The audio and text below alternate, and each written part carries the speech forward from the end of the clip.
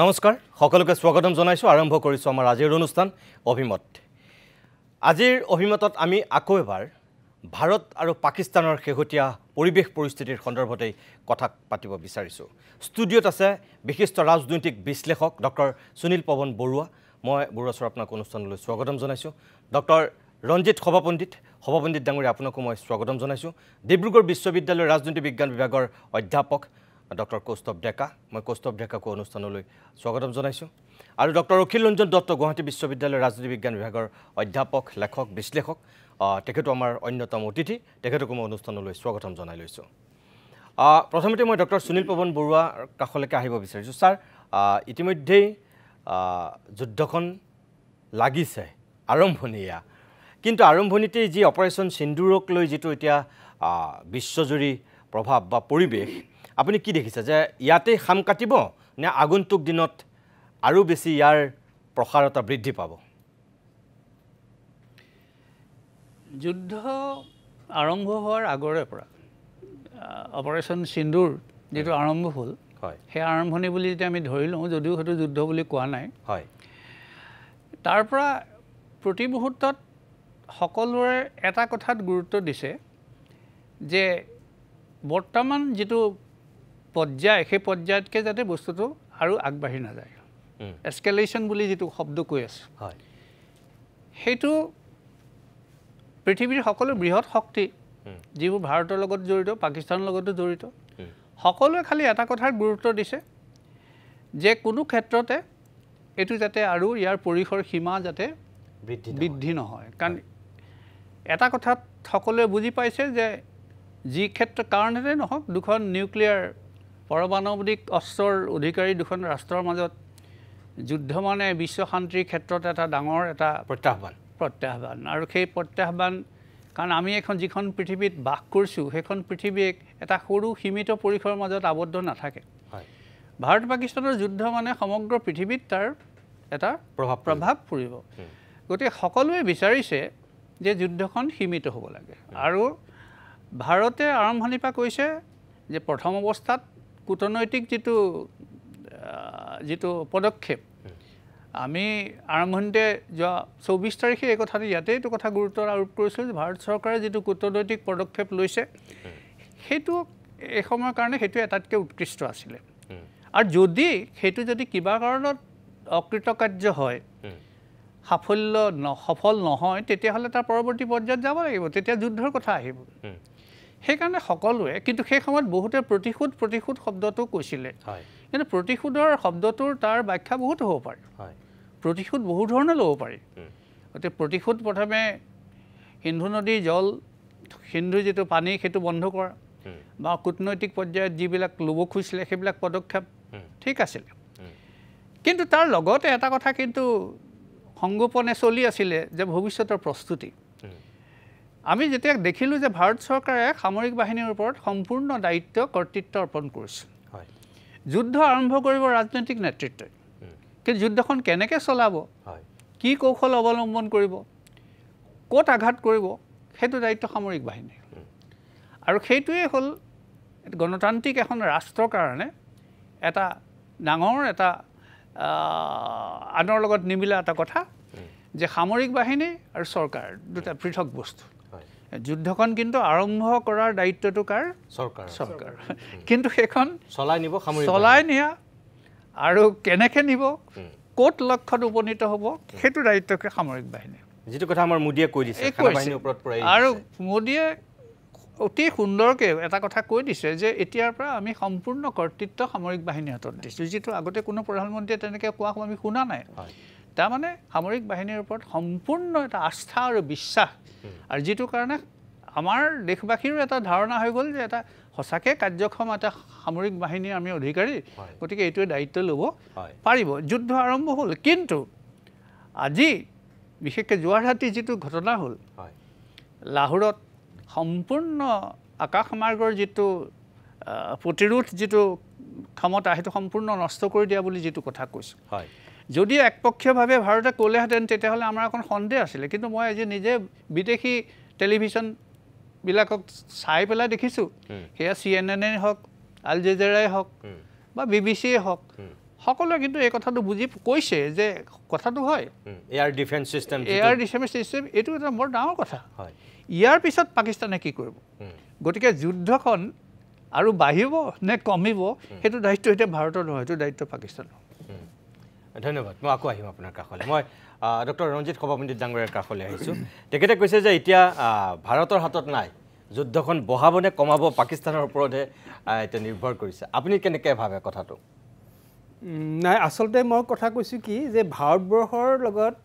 চুবুৰীয়া ৰাষ্ট্ৰ পাকিস্তানৰ যিটো তেওঁলোকৰ মাজত চলি থকা যিটো বিবাদ পৰস্পৰৰ মাজত আমি স্বাধীনতাৰ পৰা এতিয়ালৈকে আমি যিমানবিলাক দেখিছোঁ যে সদায় দুইটা পক্ষৰ মাজত যুদ্ধ চলি আছে আৰু কেতিয়াবা যুদ্ধই নহয় প্ৰত্যক্ষভাৱে নহয়ও পৰোক্ষভাৱে ছায়াযুদ্ধ চলি আছে হয় আৰু এইটো বস্তু আজিৰ নহয় স্বাধীনতাৰ পৰা চলি আছে গতিকে এনেকুৱা নহয় যে যুদ্ধখন সাময়িকভাৱে কমিব পাৰে কিন্তু যুদ্ধখন যে আকৌ উক দিব আৰু যুদ্ধ আকৌ চলিব প্ৰত্যক্ষভাৱে নহ'লেও পৰোক্ষভাৱে এইটো সঁচা কথা আৰু এতিয়া আমি দেখিছোঁ যে স্বাধীনতাৰ পিছৰ পৰা আমি দেখিছোঁ যে আমি পাইছোঁ যে 62 চীনৰ আৰু 65ত আপোনাৰ আমাৰ যুদ্ধখন হৈছিলে আৰু তাৰপিছত আকৌ পাইছোঁ 71ত যুদ্ধখন হৈছিল আকৌ 2099 চনত 1999 চনত কাৰ্গিল যুদ্ধ আৰু তাৰপিছত আমি দেখিছোঁ কেইটামান বৰ ডাঙৰ ডাঙৰ ঘটনা ঘটি গৈছে ভাৰত আৰু পাকিস্তানৰ মাজত আৰু এইবিলাক হৈছে কি যুদ্ধ নহ'লেও আচলতে প্ৰত্যক্ষভাৱে এইটো সেইটো আক্ৰমণ আৰু এতিয়া সিদিনাখনৰ যিটো ঘটনা ঘটিছে যোৱা 22 তাৰিখৰ যিটো ঘটনা সেইটো তেনেধৰণৰ এটা কথা এতিয়া আমি দেখিছোঁ যে আগৰ আপুনি যিকেইখন যুদ্ধৰ কথা কৈছে সেইকেইখন পিয়ৰ যুদ্ধ প্ৰত্যক্ষ যুদ্ধ একদম কিন্তু কাৰ্গিল হওক বা এতিয়াৰ পৰিৱেশটো হওক আমি সম্পূৰ্ণকৈ যুদ্ধ বুলি ক'ব পাৰোঁনে না সম্পূৰ্ণভাৱে যুদ্ধ কৰিব ভাবিব নোৱাৰোঁ কিন্তু দেখা যায় যে তাৰ যিটো প্ৰমাণ আৰু ক্ষেত্ৰ বিশেষে আমি দেখিছোঁ যে তাত তেওঁলোকৰ চৰকাৰখন জড়িত আছে দেশখন জড়িত আছে আৰু যেনেকৈ ধৰক সিদিনাখন আপোনাৰ যিটো কাশ্মীৰত যিটো ঘটনা ঘটি গ'ল তাৰপিছতে কাশ্মীৰৰ যিটো বৈদেশিক মন্ত্ৰী ফৰেইন মিনিষ্টাৰ আৰু ফৰেইন মিনিষ্টাৰে স্পষ্টভাৱে কি ক'লে যে কৈছে যে তাত তেওঁলোকে কি কৰিছিল যে তেওঁলোকে স্বাধীনতাৰ যুদ্ধ কৰিছে তেওঁলোকে স্বাধীনতাৰ হকে কাশ্মীৰৰ স্বাধীনতাৰ তাকেতো গতিকে সেই বস্তুটো আচলতে কি হ'ল যে এখন দেশ যে তেওঁলোকে জড়িত আছে সেইটো বস্তু আমি জানিব পৰা গৈছে আৰু এইটো আমি দেখিছোঁ যে পাকিস্তান ৰাষ্ট্ৰখন যদি আমি চাই যে প্ৰত্যেকটো আখৰ লগত এখন প্ৰভিন্স কেনেকৈ জড়িত হৈ আছে পাকিস্তান আৰু এই যিটো দাবী সেই দাবীটো এতিয়াৰ পৰা নহয় তেতিয়াৰ পৰাই চলি আহিছে আৰু ঘপককৈ তেওঁলোকে এৰিও নিদিয়ে আৰু তেওঁলোকে স্পষ্টভাৱে কৈ আছে যে তেওঁলোকে ভাৰতৰ লগত পাকিস্তানৰ যি বৈষম্য বা যিটো যুঁজ যিখন চলি আছে সেইটো হিষ্টৰিকেলি বা আগৰ পৰা চলি অহা এখন যুদ্ধ আৰু তাক ঘপককৈ তাৰমানে এৰি দিব পাৰিম বা ঘপককৈ আমি তাৰ পৰা আমি আঁতৰি যাম সেই কথাটো তেওঁলোকে ভাবা নাযায় 71ৰ পৰা আপোনাৰ এই এতিয়ালৈকে যিমানবিলাক ঘটনা ঘটি হৈছে তাৰ ইছ্যুটো এটাই নহয় জানো কাশ্মীৰে নহয় জানো কাশ্মীৰটো এটা কথা কাশ্মীৰৰ দাবীটোৱে তেওঁলোকৰ প্ৰত্যক্ষ গতিকে তেনেকৈ কৈ আছে যে কাশ্মীৰ আমাক লাগিবই তাৰ হিষ্টৰিকেলি বহুত কথা আছে যি কি নহওক যে কাশ্মীৰৰ ইছ্যুটো লৈ পেলাই এই বস্তুটো চলি আছে দুখন দেশৰ মাজত আৰু মই এইটো কথা আপুনি যিটো কথা কৈছে যে যুদ্ধখন এতিয়া শেষ হ'ব নি সেই কথাটো ক'ব নোৱাৰি টেম্পৰেলি হয়তো দুখন দেশৰ মাজত কিবা এখন চুক্তি হ'ব বা তেওঁলোকৰ মাজত আণ্ডাৰষ্টেণ্ডিং হ'ব নাই বহুতে কৈছে এইটো যুদ্ধ নহয় এইটো এটা প্ৰত্যাক্ৰমণ হৈছে প্ৰতিশোধ লৈছে ভাৰতে এতিয়ালৈকে যুদ্ধ হোৱা নাই যুদ্ধ হ'ব বুলি মই ক'ব পৰা নাই বা কোৱাটো উচিতো নহয় কাৰণ আজিৰ যুগত যুদ্ধ বুলি ক'লে অলপ বেলেগ ধৰণৰ কথা হয় আজিৰ যুগত দুটা ধৰক এটা আমাৰ নেবাৰিং কাণ্ট্ৰি ওচৰৰ দুখন দেশৰে তেওঁলোকৰ যথেষ্ট পৰিমাণে শক্তিশালী তেওঁলোকৰ দুখন দেশতে আমাৰ কি আছে এটা পাৰমাণৱিক শক্তি আছে গতিকে তেনে ক্ষেত্ৰত যুদ্ধ এখন হৈ যোৱাটো বৰ ভয়ানক কথা হ'ব অকল যে প্ৰায় এফেক্টটো যে অকল ইয়াতে হ'ব এইটো কথা নহয় গোটেই এছিয়া জুৰি হ'ব মই যুদ্ধ নহ'ব পাৰে কিন্তু যুদ্ধৰ যিটো প্ৰস্তুতি আৰু এই প্ৰস্তুতিত এনেধৰণৰ কথা ক'ব যে আমি এই ক্ষেত্ৰত চিন্তাজনক বিষয় এটা বা এই বিষয়ে আমি ভালকৈ আলোচনা কৰা আপুনি কি বুলি ভাবে যে পাকিস্তানে এতিয়া ভাৰতে এই অপাৰেশ্যন সিন্দুৰ সংঘটিত কৰাৰ পিছত কালি যিটো কাম কৰিলে 15জন কাশ্মীৰী নিৰপৰাধী মানুহ মৃত্যু হৈছে য'ত 5টি শিশু আছে 3গৰাকী মহিলা আছে এজন সেনাৰ বিষয়া আছে আমাৰ তেওঁলোকতো নিৰপৰাধী মানুহ ঢুকালে আমাৰ কাশ্মীৰত তেওঁলোকতো এটেক কৰিছে গতিকে এফালৰ পৰা এয়া ধৰক আৰম্ভণি বুলিও ক'ব পাৰি যদি আকৌ ভাবে নহয় ইয়াতে শেষ হ'ব তেনেহ'লে ইয়াতে শেষ আপুনি কি বুলি ভাবে যে কাশ্মীৰ ছাৰে কৈছে সুনীল পৱন বৰুৱা ছাৰে কৈছে যে ভাৰতৰ ওপৰত নিৰ্ভৰ কৰি থকা নাই এটা কাশ্মীৰৰ ওপৰত নিৰ্ভৰ কৰিছে আপুনি কি পাকিস্তানৰ ওপৰত আপুনি কি বুলি ভাবে যে পাকিস্তানৰ ওপৰত নিৰ্ভৰ কৰিছে নে সঁচাকৈ ভাৰতৰ ওপৰত নিৰ্ভৰ কৰিছে না আচলতে ভাৰতৰ ওপৰত নিৰ্ভৰ কৰিছে পাকিস্তানৰ ওপৰত নিৰ্ভৰ কৰিছে বুলি ক'ব পৰা নাযায় কাৰণ এই গোটেই বস্তুটো যে কি সম্পূৰ্ণ ভাৰতৰ ইচ্ছা কৰিলে ভাৰতে যুদ্ধ নকৰি পেলাই বেলেগ ধৰণৰ কিবা এটা ব্যৱস্থা লৈ পেলাই নিজৰ স্থিতিটো বৰ্তাই ৰখাৰ প্ৰয়োজন আছে এখেতে কৈছে জলচুক্তিৰ কথাটো এখেতে কৈছে এই মুহূৰ্তত আজিৰ তাৰিখত আপুনি বিকল্প কি ক'ব তাৰ আপুনি কি বিকল্পৰ পৰামৰ্শ দিব এই মুহূৰ্তত বিকল্প হৈছে কি যে আপুনি মই এইটো কথা ক'বলৈ যোৱা নাই যে যুদ্ধখন হওক বুলি এটা কি বিকল্প এটা মিউচুৱেল আণ্ডাৰষ্টেণ্ডিং এটা সেইটো কৰিব লাগিব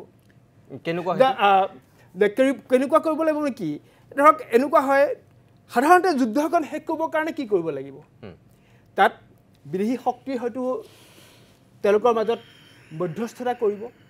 কোনোবাই হয়তো নিশ্চয় আগবাঢ়ি আহিব আৰু তেওঁলোকৰ লগত যেনেকৈ আমি পাইছোঁ যে তাছখন চুক্তিখন হৈছিলে তাছখন চুক্তিখন যেতিয়া কৰিবলৈ যোৱা হৈছিল তাছখন আৰু তেতিয়া কি কৰা হৈছিল আৰু তেতিয়াতো বিদেশী শক্তি এটা আগবাঢ়ি আহিছিল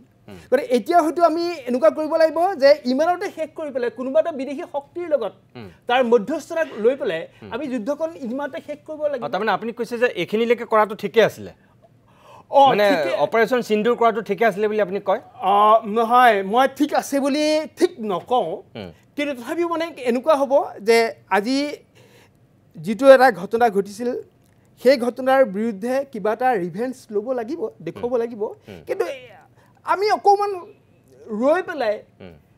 তাৎক্ষণিকভাৱে কিবা এটা কৰাতকৈ ৰোৱাটো অলপ উচিত আছিল বুলি মই ভাবোঁ বৰ্তমান পৰিস্থিতিত বাৰু মই আকৌ আহিম সুনীল পৱন বৰুৱা ছাৰে কিবা এটা ক'ব বিচাৰিছিলে নেকি ছাৰ পিছতে ক'ব আপুনি মই অখিলেন্দ্ৰ দত্ত ডাঙৰীয়াৰ কাষলৈ আহিলোঁ এইফালে ডিব্ৰুগড় বিশ্ববিদ্যালয়ৰ তেখেত আছে যিহেতু এখেতসকলৰ বক্তব্য আপুনি অকণমান চাগে শুনিছে তথাপি মই আপোনাক কওঁ যে এইমাত্ৰ ডক্টৰ সভাপতি ডাঙৰীয়াই যিটো কথা ক'লে যে তৃতীয় ৰাষ্ট্ৰৰ এটা মধ্যস্থতাকাৰীৰ হয়তো প্ৰয়োজন হ'ব পাৰে আপুনি কি বুলি ভাবে যে যুদ্ধখন অধিক আৰু বেছি আগুৱাই যাব নে ইয়াতেই ষ্টপ হ'ব মানে শেষ হ'ব 2 নম্বৰ আজি ডোনাল্ড ট্ৰাম্পৰ যিটো বক্তব্য ইয়াৰ আগৰ যিটো তেওঁৰ স্থিতি আজিৰ স্থিতিটোৰ মাজত ক'ৰবাত অলপ আপুনি পাৰ্থক্য দেখিবলৈ পাইছে নেকি মই প্ৰথম কথাটো কৈ লওঁ ডোনাল্ড ট্ৰাম্পৰ বক্তব্য বা কোনটো বক্তব্যৰ কথা কৈছে মই তৎকালীনভাৱে ধৰিব পৰা নাই কিন্তু মই ভাবোঁ যে আজি যিটো কাশ্মীৰৰ পৰিস্থিতি সেইটো আগৰ সময়ছোৱাৰ বা মানে 47-48 পৰিস্থিতি 65 চনৰ পৰিস্থিতি 71 চনততো এইটো কাশ্মীৰ কেন্দ্ৰিক নাছিল বা কাৰ্গিলৰ সময়ৰ পৰিস্থিতি তাতকৈ কিছু পৃথক যোৱা সময়ছোৱাত কাশ্মীৰত কিছু পৰিৱৰ্তন হৈছে আৰু এই পৰিৱৰ্তনৰ পৰিপ্ৰেক্ষিতত কাশ্মীৰৰ কাশ্মীৰৰ ভিতৰৰ পৰা এই যে সন্ত্ৰাসবাদ যে তেওঁলোকৰ অৰ্থনীতিৰ অনুকূলে নহয় বা তেওঁলোকৰ সামগ্ৰিকভাৱে জীৱন জীৱিকাৰ অনুকূলে নহয় এই কথাটো মানে 1989 চনৰ পৰাইতো এইটো জটিল পৰিস্থিতি হৈছে সেই গোটেই এটা পৰিৱৰ্তিত পৰিস্থিতি আমি কাশ্মীৰৰ ক্ষেত্ৰত দেখা পাইছোঁ আৰু সেইটো পেহেলগামৰ যেতিয়া আক্ৰমণ হ'ল পেহেলগামত আক্ৰমণ হোৱাৰ পাছত কাশ্মীৰৰ জনসাধাৰণৰ যিটো দৃষ্টিভংগী বা জনসাধাৰণে যি ধৰণে এই গোটেই পৰিস্থিতি মোকাবিলা কৰিবলৈ চেষ্টা কৰিলে সেই কথাটোৱে সমগ্ৰ ভাৰতবৰ্ষতে কাশ্মীৰ সম্পৰ্কে এটা ইতিবাচক এটা মনোভাৱ বা ইতিবাচক দৃষ্টিভংগী নিৰ্ণয় কৰি দিছে আগতে যেতিয়া এতিয়া আগৰ পৰিৱেশটো বেলেগ আছিল তাতে এটা ঘটনা ঘটিবলৈ এবাৰ কাশ্মীৰী জনতা ৰাজপথলৈ ওলাই আহিছে আৰু তাত হিন্দু মুছলমানৰ প্ৰশ্নটো নাই এতিয়া এই ঘটনাটো যেতিয়া ঘটিল কিছু আনকি বৈদেশিক সচিবে কালি যেতিয়া ভাষণ দিছে বা তেওঁ যেতিয়া প্ৰেছ ব্ৰিফিং কৰিছে তেতিয়াও এই কথাটো কৈছে যে কিছু শক্তিয়ে প্ৰধানতঃ পাকিস্তানৰ কথাই কৈছে যে ইয়াক এটা সাম্প্ৰদায়িক এটা বাতাবৰণ সৃষ্টি কৰিবৰ কাৰণে চেষ্টা কৰিছিল কিন্তু আজিও কৈছে চৰকাৰ আৰু জনসাধাৰণ এইটো কেৱল চৰকাৰ বুলি কোৱা নাই চৰকাৰ আৰু জনসাধাৰণৰ যিটো তৎপৰতা সেই তৎপৰতাই এনেকুৱা কমিউনেল ডিভাইড বা সাম্প্ৰদায়িক এটা বাতাবৰণ সৃষ্টি কৰাত ব্যৰ্থ হ'ল এতিয়া পাকিস্তানৰ ক্ষেত্ৰত সমস্যা হ'ল এইটো পাকিস্তান এখন সামৰিক ৰাষ্ট্ৰ কেতিয়াবা নিৰ্বাচিত চৰকাৰ আহিছে নিৰ্বাচিত চৰকাৰ উপৰাই দিছে কিন্তু একেবাৰে স্বাধীনতাৰ সময়ৰ পৰা যদি আমি লক্ষ্য কৰোঁ তেতিয়া দেখা পাওঁ যে পাকিস্তানৰ ক্ষেত্ৰত আমাৰ যেনেকৈ সামৰিক যিটো বাহিনী বা সামৰিক যিটো নেতৃত্ব সেইটো অসামৰিক শক্তিৰ দ্বাৰা নিয়ন্ত্ৰিত হয় কাৰণ আমাৰ জল স্থল বায়ু সকলোৰে মুৰব্বী হ'ল ৰাষ্ট্ৰপতি আৰু আমাৰ ক্ষেত্ৰত হয় কি ভাৰতবৰ্ষৰ ক্ষেত্ৰত এতিয়া সামৰিক বাহিনীয়ে ইণ্ডিপেণ্ডেণ্টলি বা স্বতন্ত্ৰভাৱে এনেকুৱা ধৰণৰ সিদ্ধান্ত ল'ব নোৱাৰে কিন্তু পাকিস্তানৰ কথাটো হ'ল যে সকলোবিলাক কথা সৰ্বশেষত গৈ সামৰিক যিটো শক্তি বা তেওঁলোকৰ সেনাপ্ৰধান বা তেওঁলোকৰ যিটো আমি আৰ্মি বুলি কওঁ মিলিটাৰী ষ্টাফ তেওঁলোকে নিৰ্ণয় কৰে যেতিয়া দেখে যে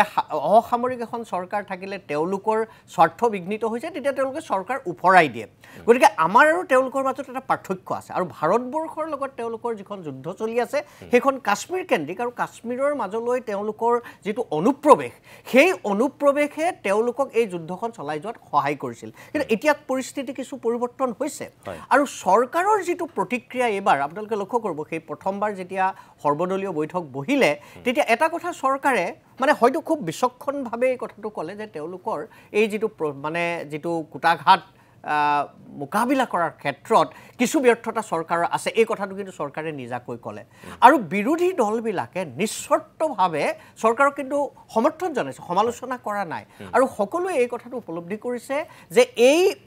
যিটো কাশ্মীৰৰ ওপৰত চলি থকা সন্ত্ৰাসবাদী আক্ৰমণ ৰোধ কৰিব নোৱাৰিলে ভাৰতবৰ্ষৰ ক্ষেত্ৰত বিভিন্ন বিপদ আহিব গতিকে পাকিস্তানৰ বিৰুদ্ধে এটা অৱস্থান গ্ৰহণ কৰিছে আমাৰ প্ৰধানমন্ত্ৰী সেইটো আপুনি যিটো কথা কৈছে সেইটোৱে কৈছিল যে সন্ত্ৰাসবাদীৰ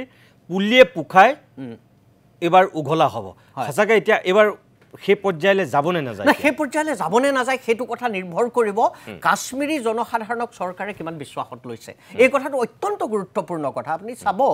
যে কাশ্মীৰী জনসাধাৰণে এতিয়া যোৱা যিটো বিধানসভাৰ নিৰ্বাচন হ'ল বিধানসভা নিৰ্বাচনত যি ধৰণে ভোটদান প্ৰক্ৰিয়াত অংশগ্ৰহণ কৰিছে এক অৰ্থত অভূতপূৰ্ব সাংঘাতিক ধৰণে মানুহ ওলাই আহিছে আৰু মানুহে বিচাৰিছে যে এই এটা ৰাজনৈতিক সমাধান হওক বা ৰাজনৈতিক গণতান্ত্ৰিক প্ৰক্ৰিয়াটোত তেওঁলোকে অংশগ্ৰহণ কৰিব বিচাৰে বা আমাৰ গোটেই ভাৰতবৰ্ষৰ ক্ষেত্ৰত উত্তৰ পূৰ্বাঞ্চলৰ ক্ষেত্ৰত যিটো হৈছে আলফাৰ ক্ষেত্ৰত অসমীয়া মানুহৰ যিটো দৃষ্টিভংগী হৈছে নাগা বিদ্ৰোহীৰ ক্ষেত্ৰত নাগাসকলৰ যিটো দৃষ্টিভংগী হৈছে মানে এই সন্ত্ৰাসবাদৰ গোটেই পৰিস্থিতিটোৰ পৰা সন্ত্ৰাসবাদ যিহৰ নামতেই নহওক লাগে তাৰ পৰা ওলাই আহিব বিচাৰিছে সেই ঘটনাটো ঘটিছে এতিয়া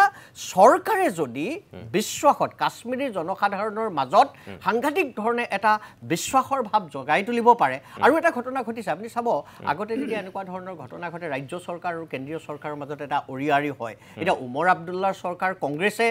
সমৰ্থন দিয়া চৰকাৰ কিন্তু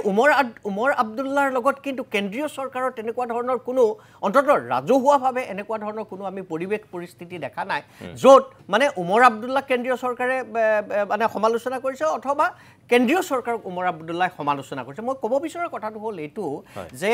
এই যুদ্ধখন কিমান দূৰলৈকে চলিব সেই কথাটো আমাৰ যিটো প্ৰতিৰক্ষা আমাৰ যিটো সামৰিক বাহিনী তেওঁলোকৰ দক্ষতা বা পাকিস্তানৰ ক্ষেত্ৰত আন্তৰ্জাতিক মহলৰ কি ধৰণৰ হেঁচা পৰে এই কথাবিলাকৰ ওপৰতো নিৰ্ভৰ কৰিবই তাতকৈ বেছি পৰিমাণে নিৰ্ভৰ কৰিব কাশ্মীৰৰ জনসাধাৰণক কিমান বিশ্বাসত চৰকাৰে ল'ব পাৰিছে বা কাশ্মীৰৰ জনসাধাৰণে চৰকাৰক কিমান বিশ্বাসত ল'ব বিচাৰিছে তাৰ লগত বহু ৰাজনৈতিক প্ৰশ্ন জড়িত হৈ আছে কিন্তু তাৎক্ষণিকভাৱে আমি যিটো কথা লক্ষ্য কৰিছোঁ যে এটা এই যিটো ব্যৱধান সাধাৰণতে থাকি যায় যে জনসাধাৰণ আৰু চৰকাৰ সেই ব্যৱধানটো কিন্তু এতিয়ালৈকে সন্মুখলৈ অহা পেহেলগাম ঘটনাৰ পিছত আপুনি গোটেই আন্তঃৰাষ্ট্ৰীয় প্ৰেক্ষাপটত আপুনি দেখিছিল যে আমেৰিকা ৰাছিয়াৰ পৰা ব্ৰিটেইনলৈকে সকলোৰে স্থিতি কেনেকুৱা আছিল আপুনি দেখিছে এতিয়া এই ঘটনাটো সংঘটিত হোৱাৰ পিছত পাকিস্তানত পোনপটীয়াকৈ আমাৰ অপাৰেশ্যন সিন্দুৰ ভাৰতে সমাপন কৰাৰ পিছত আন্তঃৰাষ্ট্ৰীয় যিটো এতিয়া প্ৰেক্ষাপট তাত আপুনি কি দেখিছে না আন্তঃৰাষ্ট্ৰীয় প্ৰেক্ষাপট চাওক এইটোতো সাম্ৰাজ্যবাদৰ প্ৰেক্ষাপট আপুনি চাব যে মাৰ্কিন যুক্তৰাষ্ট্ৰৰ ডোনাল্ড ট্ৰাম্পে প্ৰথম দিনা যিটো ধৰণৰ বক্তব্য দিলে আমি পাকিস্তানক উৰুৱাই দিম তেনেকুৱা ধৰণৰ কথা কৈছিল নহয় পৰৱৰ্তী সময়ত তেওঁলোকৰ সুৰ সলনি হৈছে তেওঁলোকৰ আজি যিটো বক্তব্য সেইটোতো ভাৰত আৰু পাকিস্তান দুইখনৰ লগত আছো বুলি কৈছে তেওঁ মোটামুটি তাৰমানে মই এই কথাটো ক'ব বিচাৰিছোঁ যে তেওঁলোকৰ গোটেই প্ৰথমতে যেতিয়া কৈছিল তেওঁলোকে ধৰিব পৰা নাছিল যে ভাৰতবৰ্ষই এনেকুৱা ধৰণে প্ৰত্যাক্ৰমণ কৰিব সেই কথাটো হয়তো তেওঁলোকে ধৰিব পৰা নাছিল সেইকাৰণে পাকিস্তান আমেৰিকা যুক্তৰাষ্ট্ৰৰ ক্ষেত্ৰতে হওক বা ইউৰোপীয় যিবিলাক দেশ সেই দেশবিলাকৰ ক্ষেত্ৰতেই হওক তেওঁলোকৰ দৃষ্টিভংগীটো দেখাত আপাতত এনেকুৱা লাগিছিল যে তেওঁলোক ভাৰতবৰ্ষৰ লগত আছে কিন্তু পৰিৱৰ্তিত পৰিস্থিতিত দেখা গ'ল যে তেওঁলোকে সেই স্থিতি সলনি কৰিছে এই স্থিতি সলনি কৰাৰ লগত কিন্তু চীনৰ প্ৰশ্নটো জড়িত হৈছে তেওঁলোকে এই কথাটো খুব লক্ষ্য কৰিছে যে আজি চীন ভাৰত পৃথিৱীৰ দ্বিতীয় বৃহত্তম অৰ্থনীতি আৰু এই সময়ত মাৰ্কিন যুক্তৰাষ্ট্ৰক অৰ্থনৈতিকভাৱে হওক সামৰিকভাৱে হওক প্ৰত্যাহ্বান জনাই আছে চীনে আৰু চীনৰ সাংঘাতিক ধৰণৰ প্ৰভাৱ আছে পাকিস্তানত এতিয়া পাকিস্তানখন চীনক সম্পূৰ্ণৰূপে এৰি দিব নে চীনৰ মানে পাকিস্তানৰ ওপৰত নিজৰো এটা আধিপত্য বা নিজৰো এটা প্ৰভাৱ তেওঁলোকে ৰক্ষা কৰিব সেই কথাটোৰ ওপৰত আন্তৰ্জাতিক মহলৰ যেটো মানে আন্তৰ্জাতিক মহলে এই যুদ্ধখনৰ ক্ষেত্ৰত কি দৃষ্টিভংগী গ্ৰহণ কৰিব সেই কথাটো নিৰ্ভৰ কৰিছে মোৰ বিশ্বাস এটা দুদুল্যমান অৱস্থাত এটা কিন্তু খুব স্পষ্ট স্থিতি মাৰ্কিন যুক্তৰাষ্ট্ৰ হওক আনকি ৰাছিয়াৰ ক্ষেত্ৰতো একেই কথা হৈছে ৰাছিয়াৰ ক্ষেত্ৰত বহুত দীৰ্ঘকালীন বন্ধুত্ব যেহেতু ভাৰতবৰ্ষৰ লগত আছিল গতিকে ভবা হৈছিল যে সম্পূৰ্ণভাৱে ভাৰতবৰ্ষৰ লগত থাকিব এতিয়া কিন্তু দেখা গৈছে আমি যিবিলাক বাতৰিত পঢ়িছো ইজৰাইলৰ বাদে অন্য দেশবিলাকে কিন্তু খুব স্পষ্টকৈ কথাটো কোৱা নাই মৌন হৈ আছে বা স্পষ্টকৈ কোৱা কিন্তু পেহেলগামৰ ঘটনাত কিন্তু তেতিয়া ভাৰতৰ পক্ষতে স্থিতি লৈছিল আৰু তেওঁলোকে ভবা নাছিল যে ভাৰতবৰ্ষ এনেকুৱা এটা প্ৰত্যাক্ৰমণৰ ফালে হয়তো গুচি যাব গতিকে মই ভাবো যে এই যিটো দুদুল্যমান অৱস্থা এই দুদুল্যমান অৱস্থাটোৰ লগত সবৰে কিন্তু ন্যস্ত স্বাৰ্থ জড়িত হৈ আছে মাৰ্কিন যুক্তৰাষ্ট্ৰৰ ন্যস্ত স্বাৰ্থ জড়িত হৈছে চীনৰ সম্প্ৰসাৰণৰ লগত এনেকুৱা ধৰণৰ প্ৰশ্নবিলাক জড়িত হৈ আছে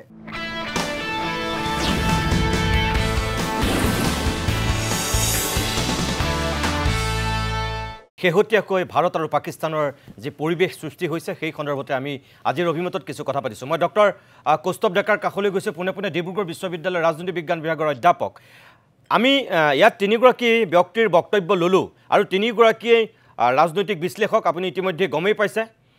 আপোনাৰ বক্তব্যটো কি হ'ব যে মই বেলেগ এটা কথা সুধিব বিচাৰোঁ আমাৰ ইয়াত বিশেষকৈ নৰ্থ ইষ্টত ধৰক বহুতে শংকা কৰি আছে যে পাকিস্তানৰ লগত সিফালে যুদ্ধ হৈ থকাৰ সময়ত ক'ব নোৱাৰি যে ইয়াতো বাংলাদেশে ক'ৰবাত কিবা এটা অঘটন ঘটাই দিব পাৰে এতিয়া যেহেতু বাংলাদেশ ভাৰতৰ লগত নাই পাকিস্তানৰ লগত আছে আৰু চীনে সম্পূৰ্ণৰূপে যেহেতু ভাৰতৰকৈ পাকিস্তানক বেছি সমৰ্থন কৰে পাকিস্তানৰ পক্ষত স্থিতি লৈ এটা বাংলাদেশখন যেহেতু চীনৰ অধীনত পুৰা সোমাই গৈছে শ্ৰীলংকা যেনেকৈ সোমাই গ'ল বাংলাদেশো এতিয়া চীনৰ কব্জাত গতিকে চীনেও এটা কূটনৈতিক খেল খেলিব পাৰে বাংলাদেশক লৈ যেটো নৰ্থ ইষ্টৰ কাৰণে অলপ ভাবুকি স্বৰূপ আপুনি ভাবে নেকি তেনেকুৱা কথা এটা হয় এইটো এটা অত্যন্ত জটিল আৰু গুৰুত্বপূৰ্ণ বিষয় যেটো প্ৰসংগ আপুনি আনিছে আসলতে যুদ্ধখন যদিও পশ্চিম সীমান্তত হৈছে আমি আগতেও দেখিছোঁ ঐতিহাসিকভাৱে দেখিছোঁ যে যেতিয়াই ভাৰত পাকিস্তানৰ কিবা এটা সংঘাতৰ পৰিস্থিতি হয় যুদ্ধ বা অন্যান্য ধৰণৰ সংঘাত হয় তাৰ পোনপটীয়াকৈ নহলেও এটা গুৰুত্বপূৰ্ণ প্ৰভাৱ আমাৰ অঞ্চলবিলাকতো পৰে আৰু শেহতীয়াভাৱে মোৰ আগৰ বক্তাসকলে ইতিমধ্যেই যেটো চীনৰ প্ৰসংগ আনিছে আমেৰিকাৰ প্ৰসংগ আনিছে এই গোটেইবিলাক বস্তু আসলতে এটা যেটো বেকগ্ৰাউণ্ডত বা যেটো পিছফালে এটা খুব এটা গুৰুত্বপূৰ্ণ কাৰক হিচাপে কাম কৰি থাকে আৰু আমি দেখিছো যে যেটো এটা জটিল ভূজ ৰাজনৈতিক যেটো এটা কনটেক্সট এটা জিঅ'পলিটিকেল যেটো কনটেক্সট সেইটো অত্যন্ত গুৰুত্বপূৰ্ণ আমি যুদ্ধ বা সংঘাতটো কোনফালে যাব সেইটো বুজিবৰ কাৰণে আমি দেখিব পাইছো যে চীনে যেনেকুৱা ধৰণৰ বক্তব্য দিছে বা যিবিলাক ৱেপনাৰী পাকিস্তানে যিবিলাক দাবী কৰিছে তেওঁলোকে যেনেকুৱা ধৰণৰ ৱেপনছ বা যিবিলাক তেওঁলোকে অস্ত্ৰ ফ্লাইট জেটে হওক ফাইটাৰ জেটে হওক ইত্যাদি তেওঁলোকে ব্যৱহাৰ কৰিছে সম্পূৰ্ণ চীনা তেওঁলোকে সামগ্ৰীবিলাক ব্যৱহাৰ কৰি আছে আৰু তাৰ লগতে আমি দেখিছো যে কিছুমান যেটো শেহতীয়াভাৱে যোৱা কেইবছৰমানৰ পৰা যেটো আমি ইণ্ডো পেচিফিক ৰিজন বুলি কওঁ মানে ভাৰতীয় ভূসাগৰীয় যেটো এটা অঞ্চল তাত যেটো সাগৰক আধিপত্য কৰাৰ যেটো এটা প্ৰচেষ্টা চলি আছে হেতু আসলতে আন্তৰ্জাতিক মানে ৰাজনীতিত এটা অত্যন্ত গুৰুত্বপূৰ্ণ এটা পৰ্যায় চলি আছে আমি আগতে যেনেকৈ দেখিব পাইছিলো যে সময়ত শীতল যুদ্ধ আছিলে কোল্ড ৱাৰ আছিলে তাৰ পিছত এটা মাল্টিপোলাৰ ৱৰ্ল্ড এখন হ'ল এতিয়া আমি আসলতে ইণ্ডো পেচিফিকৰ যেটো কম্পিটিশন সেই অঞ্চলটোত মানে কোনে সাগৰৰ ওপৰত কোনে আধিপত্য বিস্তাৰ কৰিব হেতুক লৈ যি ধৰণৰ এটা প্ৰবল সংঘাত সকলোবিলাক শক্তিশালী দেশৰ মাজত চলি আহিছে সেইটোৰ লগত ক'বাত নহয় ক'ৰবাত এই সংঘাতৰ যেন কিবা এটা যোগাযোগ এটা আছে যেন লাগে কাৰণ আমি শেহতীয়াভাৱে দেখিব পাইছো বিভিন্ন ধৰণৰ অত্যন্ত খুব মানে জটিল কমপ্লেক্স সহজে বুজাব ব্যাখ্যা কৰিব নোৱাৰা কিছুমান পৰিঘটনা আমি দেখিব পাইছো যেনেকৈ ক'বলৈ গ'লে বাংলাদেশৰ আৰ্মি আৰু আমেৰিকান আৰ্মিৰ জইণ্ট অপাৰেশ্যন দেখিব পোৱা গৈছে ম্যানমাৰত। আৰু যিবিলাক ঠাই আগতে এসময়ত বাংলাদেশ আৰু চীনৰ যদিও এটা সময়ত সম্পৰ্ক এটা আছে বা এতিয়াও যথেষ্ট কিছুমান সম্পৰ্ক আছে, কিন্তু একে সময়তে কেনেকৈ তাত আমেৰিকাই বিশেষকৈ আপোনাৰ যিটো আৰাকান আৰ্মি বুলি যিটো কয় ৰাখাইন প্ৰভিন্স, য'ত ৰোহিংগীয়া সমস্যাটো আছে, য'ত বাংলাদেশৰ কাৰণে এটা ডাঙৰ ভাবুকি বুলি তেওঁলোকে যিটো কয় ৰোহিংগীয়াৰ যিটো তেওঁলোকে বাংলাদেশ আৰ্মিয়ে যিটো এটা শেহতীয়াভাৱে তেওঁলোকে আইডেণ্টিফাই কৰিছে এটা মিলিটাৰী বৰ্ডাৰ জোন বুলি এটা তেওঁলোকে প্ৰপ'জেল এটা দিছে যে গোটেই সীমান্তটোক তেওঁলোকে মিলিটাৰাইজ কৰিব বিচাৰিছে। আৰু সেই আৰাকান আৰ্মিৰ এগেইনষ্টে আমেৰিকা আৰু বাংলাদেশ আৰ্মি এটা জইণ্ট পেট্ৰলিঙৰ এটা তেওঁলোকে প্ৰপ'জেল দিছে। গতিকে তাত সেই ইণ্ডো পেচিফিকত চীন আৰু আমেৰিকাৰ যিটো সংঘাত, যিবিলাক সাগৰৰ বন্দৰ আছে, সেই বন্দৰবিলাক কোনে তাত দখল কৰিব, কাৰ আধিপত্য হ'ব, কাৰণ এই অঞ্চলটো আচলতে পৃথিৱীৰ কেইখনমান অত্যন্ত গুৰুত্বপূৰ্ণ মাৰ্কেট বা বজাৰৰ আচলতে মূল ঘাটি, পৃথিৱীৰ অৰ্থনীতিৰ কিছুমান মূল বজাৰ আছে এইবিলাক অঞ্চলত, গোটেই এছিয়ান যিখন ইকনমি বা এতিয়া বাংলাদেশ আৰু তেনেকে পাকিস্তানেও এতিয়া ব্ৰিক্সলৈ আহিব যত্ন কৰিছে। আৰু চীনে ইতিমধ্যে কৈছে যে তেওঁলোকে পাকিস্তানক ব্ৰিক্সৰ আহিবলৈ তেওঁলোকে সহায় কৰিব বা তেওঁলোকে ভোট দিব। গতিকে যিটো মানে পৃথিৱীৰ কেইখনমান ডাঙৰ মানে উঠি আহিব ধৰা অৰ্থনীতিৰ যিটো এটা অংশ, গতিকে আমেৰিকাই বোধ কৰে এইবিলাক কথালৈ চকু দি আছে। আৰু কেনেকৈ এই কথাবিলাকে শেহতীয়া ঘূৰি পকি গৈ পেলাই আমাৰ অঞ্চলটোক প্ৰভাৱিত কৰিব, সেইটো এটা খুব এটা জটিল প্ৰশ্ন। কাৰণ আমি দেখিছোঁ আগতেও 1965 যিটো ভাৰত পাকিস্তানৰ সংঘাত, তাত চীনে আচলতে এতিয়াতকৈ বেছি প্ৰত্যক্ষ এটা ভূমিকা লৈছিলে। আৰু গোটেই ছিকিম সীমান্তত মানে তেওঁলোকে সেই সময়ত নাথুলা যিটো পিছত নাথুলা পাছ যিটো পিছত হ'লগৈ, তেওঁলোকে তাত আচলতে ভাৰতক যথেষ্ট মানে এক প্ৰকাৰে তেওঁলোকে তাত ভাবুকি দিছিলে বা প্ৰেছাৰাইজ কৰিছিলে যে তেওঁলোকে ভাৰতক তাৰপৰা পিছু হুকিবলৈ। গতিকে তেওঁলোকে প্ৰেছাৰাইজ কৰিছিল যে সেই সময়ত যিহেতু পশ্চিম সীমান্তত ৱেষ্টাৰ্ণ ফ্ৰণ্টিয়াৰত এক্টিভিটি হৈ আছে, তাৰ পৰা যাতে অলপ গোটেই মনোযোগটো ডাইভাৰ্ট কৰি এফালে আনিব পৰা যায়। গতিকে তেনেকুৱা আগৰ কিছুমান উদাহৰণ আছে। গতিকে চীনৰ ভূমিকাটো অত্যন্ত গুৰুত্বপূৰ্ণ হ'ব, আমি সেইটোলৈ মন কৰিব লাগিব। আমাৰ কাৰণে উত্তৰ পূৰ্বাঞ্চলৰ কাৰণে সেইটো এটা খুব এটা মন কৰিবলগীয়া দিশ। হয়, মই ধন্যবাদ জনাইছোঁ। আপুনি লাইনত থাকক, মই আকৌ আপোনাৰ কাষলৈ যাম। মই সুনীল প্ৰমোদ বৰুৱা শৰ্মা আপোনাৰ কাষলৈ আহিছোঁ। তেখেতক যিটো প্ৰশ্ন কৰিছোঁ, ছাৰ মোৰ কথাটো এনেকুৱা যে ভাৰতক অস্থিৰ কৰিবৰ কাৰণে ভাৰতৰ যিবিলাক এতিয়া বৈৰী ৰাষ্ট্ৰ, ধৰক মই বাংলাদেশৰ কথাটো সেইকাৰণে আনিছোঁ যে কিবা প্ৰকাৰে এতিয়া যদি পাকিস্তানৰ লগত খুব বাংলাদেশ ঘনিষ্ঠ হৈছে, তেওঁলোকে ভাৰতক অস্থিৰ কৰিবৰ কাৰণে আমাৰ উত্তৰ পূৰ্বাঞ্চলত তেনেকুৱা ঘটনা ঘটাব পাৰে নেকি বাংলাদেশৰ যোগেদি? আজি কিছুদিনৰ পৰা এটা বহুতে লক্ষ্য কৰিছে নাই, ভাৰতবৰ্ষৰ কেওফালে সিঁচৰিত হৈ থকা যিবিলাক চুবুৰীয়া ৰাষ্ট্ৰ, সেইবোৰ কিন্তু ভাৰতৰ লগত নাই। শেহতীয়া হ'ল বাংলাদেশ, শ্ৰীলংকা, মালদ্বীপ, ম্যানমাৰ, নেপাল, সেইবোৰ লাহে লাহে চীনৰ হাতলৈ গুচি গৈছে, হয়নে বাৰু? আমাৰ চিকেন নেক বুলি এটা শব্দ আছে। আমি সাধাৰণতে জম্মু কাশ্মীৰৰ তলত এই চিকেন নেক বোলে ভাৰতবৰ্ষৰ সেই ওলমি থকা জেগাখিনি চিকেন মেট বোলে, সদায় পাকিস্তানে তাতে এটেক কৰে। সদায় যুদ্ধ যেতিয়া আৰম্ভ হয়, স্থলবাহিনীৰ যুদ্ধ চিকেন নেকত হয়। আমাৰ উত্তৰ পূৰ্বত চিকেন নেকটো হ'ল শিলিগুৰি, হয়নে বাৰু? এই শিলিগুৰি কিন্তু মানুহে বুজি নাপায়, এই 13 কিলোমিটাৰ যিটো আমাৰ দৈৰ্ঘ্যৰ এইটো কৰিডৰ, সেইটোৱে আমি সমগ্ৰ ভাৰতবৰ্ষৰ যোগাযোগত আৰু অসম আমাৰ উত্তৰ পূৰ্বৰ 6খন বিদেশী ৰাষ্ট্ৰই আমাক আগুৰি আছে, নহয়নে বাৰু? ষ্ট্ৰেটেজিকেলি কৌশলগতভাৱে উত্তৰ পূব অঞ্চলৰ অৱস্থা কিন্তু খুব বেয়া। কালিলৈ যদি কোনোবা বৈৰী ৰাষ্ট্ৰই, বাংলাদেশে নিজে সাহস নকৰে, কিন্তু বাংলাদেশক উচতাই ঘাটি হিচাপে লৈ কোনোবাই কিন্তু শিলিগুৰিত আক্ৰমণ কৰিব পাৰে, আৰু আক্ৰমণ কৰাৰ পূৰ্ণ সম্ভাৱনা আছে। কাৰণ সেই সময়ত কি হৈছিলে, যেতিয়া 1971 চনত ইন্দিৰা গান্ধী, এটা বৰ ডাঙৰ কথা, ইন্দিৰা গান্ধীয়ে সাংঘাতিক ধৰণৰ এটা ৰিস্ক লৈছিলে সেই সময়ত। ইন্দিৰা গান্ধীয়ে যিটো ৰিস্ক লৈছিলে, সেইটো যিকোনো ৰাজনৈতিক নেতাই কিন্তু ৰ'ব নোৱাৰে। এফালে আমেৰিকা, এফালে চীন, এফালে 7 ফিট হাজিৰ, আৰু গোটেই পৃথিৱীত এটা জনৰৱ হৈ গৈছে যে হিন্দু ভাৰতে মুছলমান পাকিস্তানক ভাঙিব খুজিছে। এনেকুৱা এটা অৱস্থা, যি ইন্দিৰা গান্ধী বাহিৰত গ'লে তেওঁক সাক্ষাতেই নিদিয়ে, ওলাই নাহে। আমেৰিকাতো সেইটো অৱস্থা হৈছে। তেনে অৱস্থাত কিন্তু 90,000 সৈন্যই চাৰেণ্ডাৰ কৰিব লগা হ'ল বাংলাদেশত। কিন্তু সেই সময়ত একেটা কথাই যে ইয়াত যদি যুদ্ধখন লাগে, কাশ্মীৰত যুদ্ধ আৰম্ভ কৰি দিব, একচুৱেলি সেইটো হৈছিলে কথাটো, নহয় জানো? এতিয়া এনেকুৱা এটা সম্ভাৱনা মই নাই বুলি নকওঁ, কিন্তু এই যুদ্ধখন সম্পূৰ্ণ বেলেগ যুদ্ধ। আৰু মই ব্যক্তিগত কথা এটা কওঁ, ইয়াৰ সকলোৰে ভিতৰত মোৰ এটা সৌভাগ্য বা দুৰ্ভাগ্য যে মই 5খন যুদ্ধ দেখিছোঁ। মই আপোনাক সেইটোকে সুধিবই ধৰিছিলোঁ, আপুনি আপুনি ক'বই নালাগে মই আপোনাক সুধিব ধৰা কথাটো কেইটোৱে আছে যে আমি নাই দেখা আমি 71ৰ যুদ্ধ আমি দেখা পঢ়িছাহে হয় আমি পঢ়িছোহে তোমালোকে পঢ়িছা আপুনি দেখিছে যিহেতু 62 যুদ্ধৰ ভাৰত চীন সীমান্তৰ যিখন সীমান্ত যুদ্ধ তেতিয়া আমি স্কুলীয়া ক্লাছ 10ত আমি জয় জোৱান বুলি একেবাৰে তৰণ দি পেলাই ভাৰতীয় সৈন্যক আদৰিছিলোঁ আৰু আমি 303 ৰাইফলৰ ট্ৰেইনিং লৈছিলোঁ তেতিয়া মোক চাৰ্টিফিকেটখন দিছিলে পুলিচ থানাত তেতিয়া তাৰপিছত 65ত আমি কলেজৰ ছাত্ৰ কটন কলেজ আমি ঠিক এদিন গধূলি ওলাই আহোঁতে চাইৰেন বাজিলে দৌৰি ক্লাছ 10ত ডাঙৰ ডাঙৰ NTR-কে হেৰি আহিছে গুলি আহিছে মাৰিছে দেখিছোঁ কি হ'ল পিছত গম পালোঁ যে না পাকিস্তানৰ প্লেন অহা বুলি যধে মধে NTR-কে ভুলতে মানে মাৰি দিলে কিন্তু একচুৱেলি হেৰি অহা সেইটো 71 তাৰপিছত 65 তাৰপিছত 65ত এটা কথা মই জানো এতিয়া বুজি পাইছোঁ যেতিয়া বীৰ বিক্ৰমেৰে লাহোৰ অভিমুখে ভাৰতীয় সৈন্য গৈ আছে যে যিকোনো মুহূৰ্তত লাহোৰৰ পতন হ'ব আহি গ'ল মেছেজ যুদ্ধ বিৰতি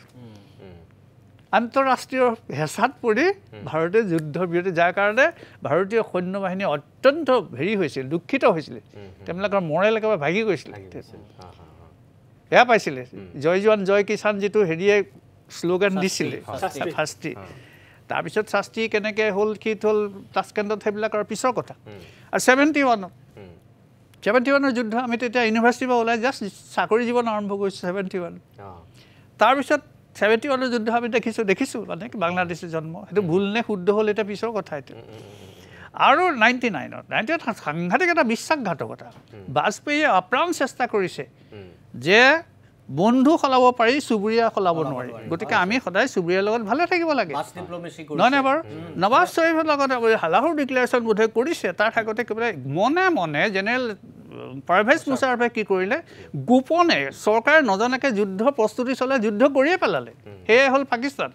ইফালে নৱাজ শ্বৰীফে গমেই নাপায় যুদ্ধ শ্ৰীলংকালৈ গৈছিল শ্ৰীলংকাৰ পৰা আহি আছে এনেকুৱা এটা অৱস্থা তো এই গোটেইখিনি যুদ্ধৰ পিছত আমি এতিয়া শেহতীয়াভাৱে এখন যুদ্ধ দেখিম বুলি হয় কিন্তু এখন যুদ্ধ বেলেগ যুদ্ধ আজি যিটো এয়াৰ ডিফেন্স চিষ্টেমটো আকাশ মাৰ্গতে হেৰি কৰি পেলোৱা বুলি কৈছেতো আৰু ফৰেইন টিভিটো সেইটোৱে কৈছে কথাটো সঁচা তাৰমানে হয় বিধ্বস্ত কৰিছে যিটো ক্ষেপণাস্ত্ৰ S-400 সেইটো ৰাছিয়ান প্ৰযুক্তি একদম শেহতীয়া ক্ষেপণাস্ত্ৰ মিছাইল সেইটোৱে আকাশ মাৰ্গতে হেৰি দেশটাক ধ্বংস কৰি দিব পাৰে যিটো আজি কৰিলে নহয় জানো এয়াৰ ডিফেন্স চিষ্টেম আৰু সেইটো বাল্কত যিটো 2019ৰ যিটো হেৰি আছিলে অপাৰেশ্যন আছিলে তাৰপিছত শেহতীয়া যিবোৰ অস্ত্ৰ ভাৰতে সংগ্ৰহ কৰিছে আৰু আটাইতকৈ কাৰ্যক্ষম এইটো আৰু যিটো আজি এইটো কাম কৰিলে প্ৰমাণ দেখুৱাইছে গতিকে এখন যুদ্ধ স্থলযুদ্ধ নহয় আৰু যুদ্ধ শেষ হ'লে এয়াৰ ডিফেন্স তাতে শেষ হ'ব কিন্তু এইখিনিতে মই আকৌ ক'ব খুজিছোঁ যে যুদ্ধখন কিন্তু আকৌ আন্তঃৰাষ্ট্ৰীয় হেঁচাতে পৰি যুদ্ধখন বন্ধ কৰিব লাগিব বুলি মই ভাবিছোঁ ব্যক্তিগতভাৱে হয়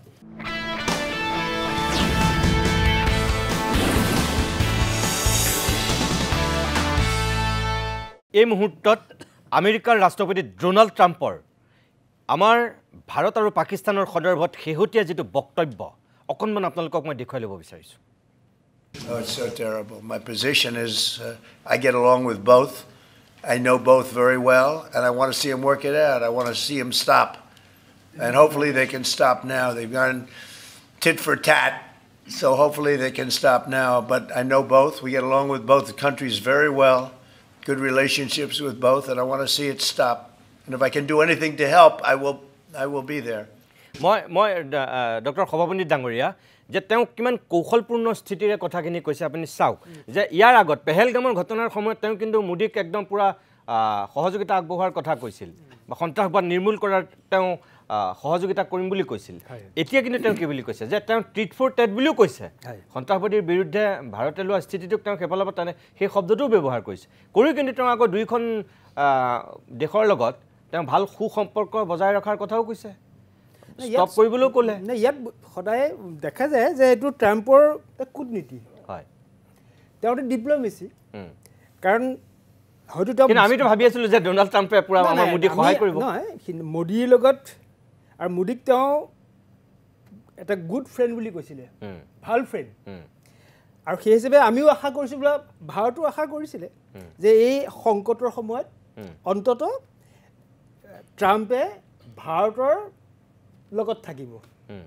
বা ভাৰতক এটা যথেষ্ট পৰিমাণে এটা মানসিক শান্তি দিব বা পেচিভ কৰিব এটা কাৰণ চীনটো নাথাকে আমাৰ লগত সেইটো খাটাং আমাৰ চিন্তাটো অকল সেইটোৱে আমাৰ চিন্তাটো হৈছে কি আজি ভাৰতবৰ্ষৰ পজিশ্যনটো আজি চাওক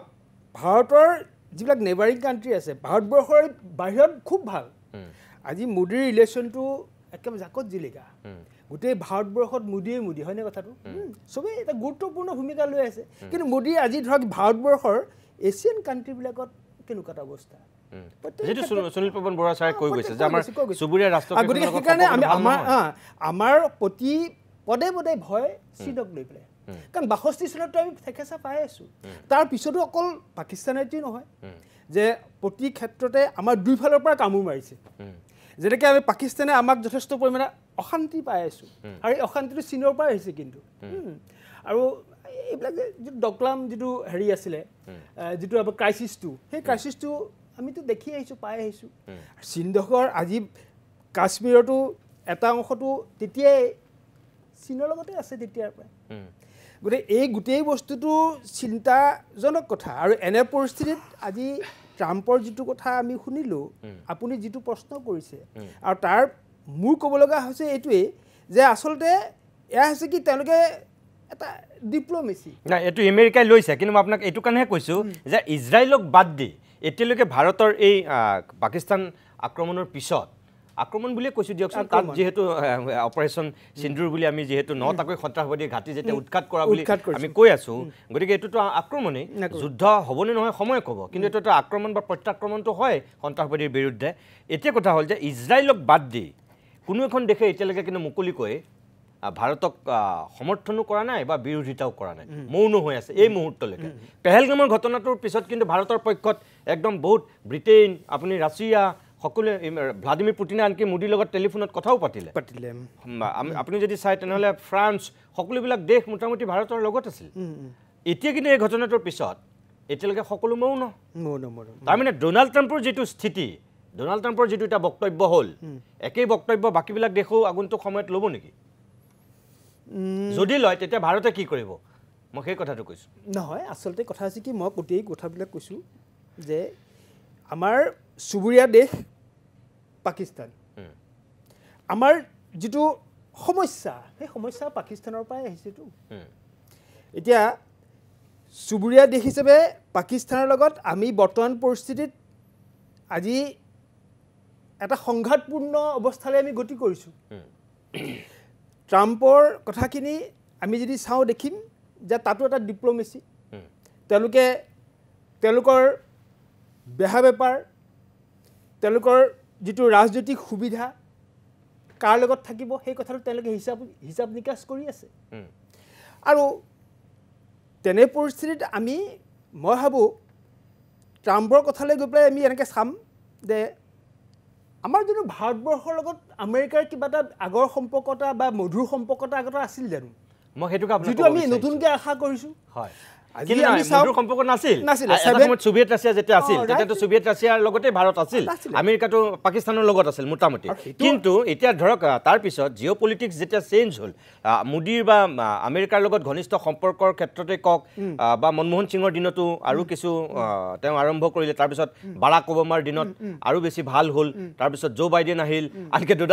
জো বাইডেনৰ আগত ডোনাল্ড ট্ৰাম্পৰ হৈ কেম্পেইনিঙো কৰিছিলেগৈ মোদীয়ে গৈ পেলাই গতিকে তেনেকুৱাবিলাক চাই পেলাই যে এটা ভাল সম্পৰ্ক হোৱা বুলি মানুহে ধাৰণা কৰিছিল এইটো ধাৰণাগত আৰু এইটো স্পষ্ট কথা আৰু এইটো আজিৰ পৰা নহয় 71ৰতো আমি স্পষ্ট দেখি আহিছোঁ আৰু তাৰপিছত আমি প্ৰতি ক্ষেত্ৰতে আজি ৰাজনৈতিক গোটেই ইণ্টাৰনেশ্যনেল কথাবিলাক আমি সদায় আমাৰ ভাৰতৰ নিচিনা দেশবিলাকে যিবিলাক দেশ আচলতে আমেৰিকাৰ ওচৰত বা ৰাছিয়াৰ ওচৰত বহু ক্ষেত্ৰত নিৰ্ভৰশীল হ'বলগীয়া হয় পৰিস্থিতিয়ে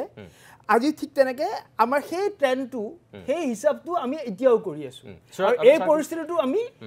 এই আশা কৰিছোঁ যে ট্ৰাম্পে আমাক কিবা এটা সহায় কৰিব কিন্তু সেই ভাবাটো ভুল ছাৰ কিবা এটা মই ক'ব খুজিছোঁ ট্ৰাম্পৰ কথাটোত এটা শব্দত কয় আমেৰিকা ফাৰ্ষ্ট ট্ৰাম্পৰ পলিচিটোৱে হ'ল একদম একদম আমেৰিকা ফাৰ্ষ্ট দুটা এছিয়াত ছুপাৰ পাৱাৰ হ'ব নিদিয়ে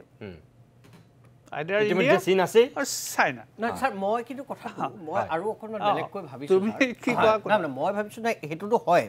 কিন্তু আপুনি চাব যে আজি আমেৰিকাত ডোনাল্ড ট্ৰাম্পৰ যিবিলাক ধৰ ডোনাল্ড ট্ৰাম্পে যিবিলাক কাৰ্য কৰি আছে আমেৰিকাৰ ভিতৰৰ পৰাও বিশেষকৈ যিবিলাকে ধৰক উদাৰ গণতন্ত্ৰত বিশ্বাস কৰে সেইবিলাকৰ মাজতো এনেকুৱা ধৰণৰ এটা বিভ্ৰান্তি হৈছে আচলতে ট্ৰাম্পক ধৰিব পৰা অৱস্থাত নাই আচলতে সেইটো সুস্থভাৱে কৰিছে নে তেওঁ এইটো অসুস্থভাৱে কৰিছে কিন্তু আমেৰিকাৰ কাৰণে আটাইতকৈ ডাঙৰ প্ৰত্যাহ্বান হৈছে যে এফালে ইউৰোপীয়ান ইউনিয়ন আগবাঢ়ি আহিছে তেওঁলোকৰ মাজত ইউৰোপীয় দেশবিলাকৰ মাজত যেনেকুৱা এটা ধৰণৰ এক ধৰণৰ তেওঁলোকৰ মাজত ধৰক কোলাবৰেশ্যন আৰম্ভ হৈছে সহযোগিতা আৰম্ভ হৈছে যেতিয়া ইউক্ৰেইনৰ প্ৰেসিডেন্টক হেৰিয়ৰ পৰা মই আপোনাক সেইটোকে ক'ব বিচাৰিছোঁ যে কেনেকুৱা বেজ্জতি কৰি দিলে কিন্তু তাৰ আগলৈকেতো ৰাছিয়া মানে আমেৰিকাক আহ্বান জনাই একো লাভ কৰিব পৰা নাছিল ইউক্ৰেইনৰ লগত ৰাছিয়াৰ এগেইনষ্টটো হৈছিল নাই এতিয়া মই এই কথাটো ক'ব বিচাৰিছোঁ তাৰমানে তাৰ পাছত চাব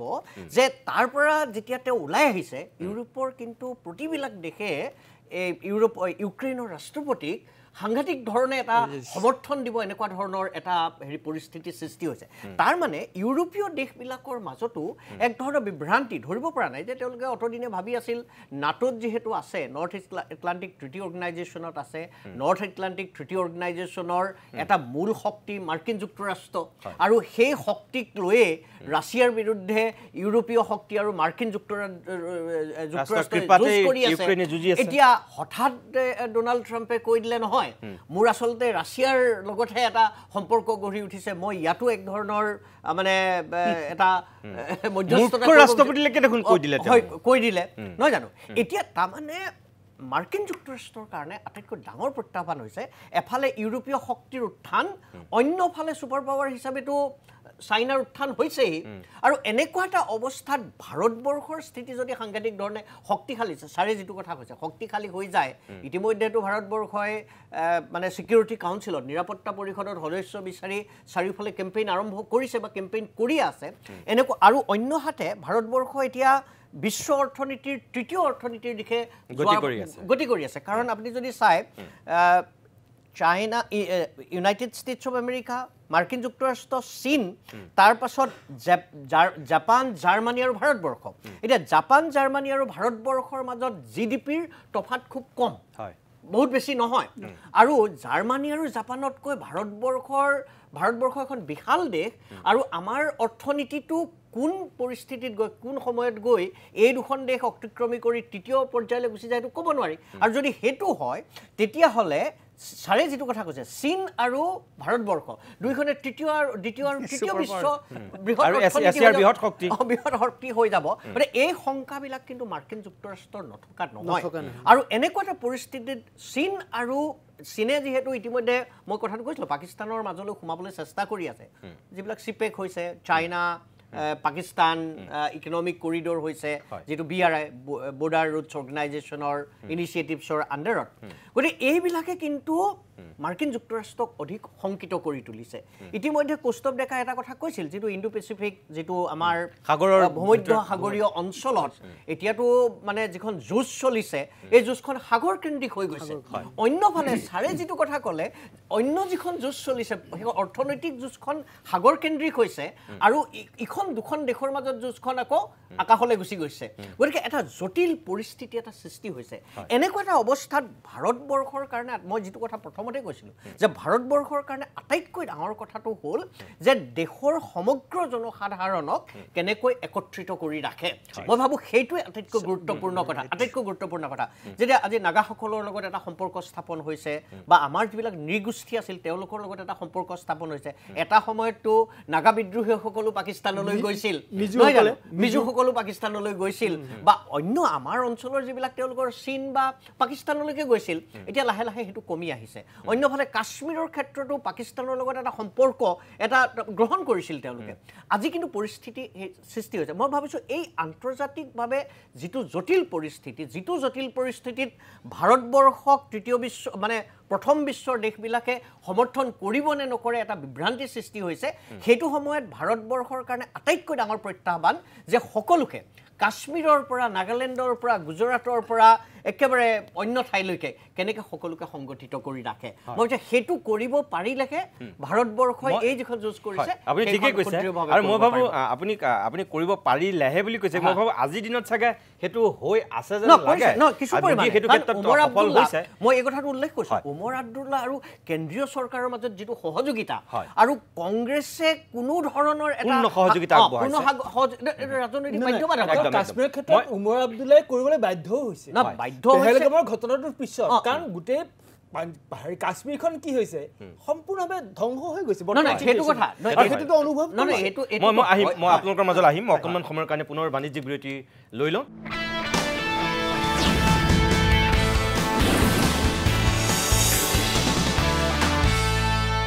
মই কৌস্তভ ডেকা মই পোনে পোনে আপোনাৰ কাষলৈ গৈছোঁ আজিৰ দিনটোত আমাৰ ভাৰতবৰ্ষৰ 430খন বাণিজ্যিক বিমান বাতিল কৰা হৈছে 21টা বিমানবন্দৰ বন্ধ কৰা হৈছে 10 মেলৈকে ৰাজস্থানৰ পৰা ধৰি সেইটো সাইডত গোটেই কাশ্মীৰলৈকে যদি আমি চাওঁ তাৰ মানে ইয়াত আমি যিখিনি কথা পাতিছোঁ যে আন্তঃৰাষ্ট্ৰীয় হেঁচা যদি আহি যায় তেতিয়া সেই লাহোৰত যেনেকৈ গৈ আমাৰ 71ত ৰৈ যাবলগীয়া হৈছিল ভাৰতীয় সেনা এতিয়াও হয়তো আকৌ আমি ৰ'বলগীয়া হ'ব পাৰে আন্তঃৰাষ্ট্ৰীয় হেঁচাত কিন্তু ভাৰতে যে এই পদক্ষেপটো লৈছে ইয়াৰ পৰা বহুতেই কিছু ইংগিত পাইছে যে পাকিস্তানে হয়তো আৰু কিছু প্ৰত্যাক্ৰমণ কৰিব পাৰে আৰু ভাৰতেও হয়তো এতিয়ালৈকে যিহেতু অব্যাহত ৰাখিছে আগন্তুক সময়ত ধাৰাবাহিকতা অটুট থাকিব আপুনি কি বুলি ভাবে হয় এটা ধাৰাবাহিকতা আমি দেখিব পোৱাৰ সম্ভাৱনা পূৰ্ণ সম্ভাৱনা আছে আৰু আমি যিটো আলোচনা কৰি আহিছোঁ এতিয়ালৈকে আমি যিটো আমেৰিকা আৰু ভাৰতৰ সম্পৰ্কৰ কথাবিলাক যিটো আলোচনা কৰিছোঁ তাৰ পৰা মোৰ চমুকে এটা মোৰ খুব সুন্দৰ এটা হেনৰি কিচিঞ্জাৰ যিজন খুব বিচক্ষণ কূটনীতিবিদ আমেৰিকাৰ তেওঁ এটা কথা কৈছিলে যে there are no permanent friends and foes in international relations only permanent interest গতিকে কোনো মানে স্থায়ী বন্ধু বা শত্ৰু নাই অকল ইণ্টাৰেষ্ট আৰু ইণ্টাৰেষ্টটো আজিৰ তাৰিখতে ইণ্টাৰেষ্টটো হ'ল বজাৰ অৰ্থনীতি গতিকে গোটেই শক্তিশালী যিবিলাক অৰ্থনীতি আছে আমেৰিকানেই হওক বা চীনাই হওক তেওঁলোকে কেনেকুৱা এটা তাত ভূমিকা পালন কৰে তাৰ ওপৰতে যিটো ধাৰাবাহিকতাৰ কথা আপুনি যিটো কৈছে বা যিটো আন্তঃৰাষ্ট্ৰীয় এটা যিটো আপুনি যিটো প্ৰেছাৰ এটা ক্ৰিয়েট হোৱাৰ কথা কৈছে মোৰ বোধেৰে বহুতখিনি সেইটোৰ ওপৰত নিৰ্ভৰ কৰিব কেনেকৈ তেওঁলোকে সেইবিলাক হিচাপ নিকাচ কেনেকৈ কৰে আমাৰ ভাৰত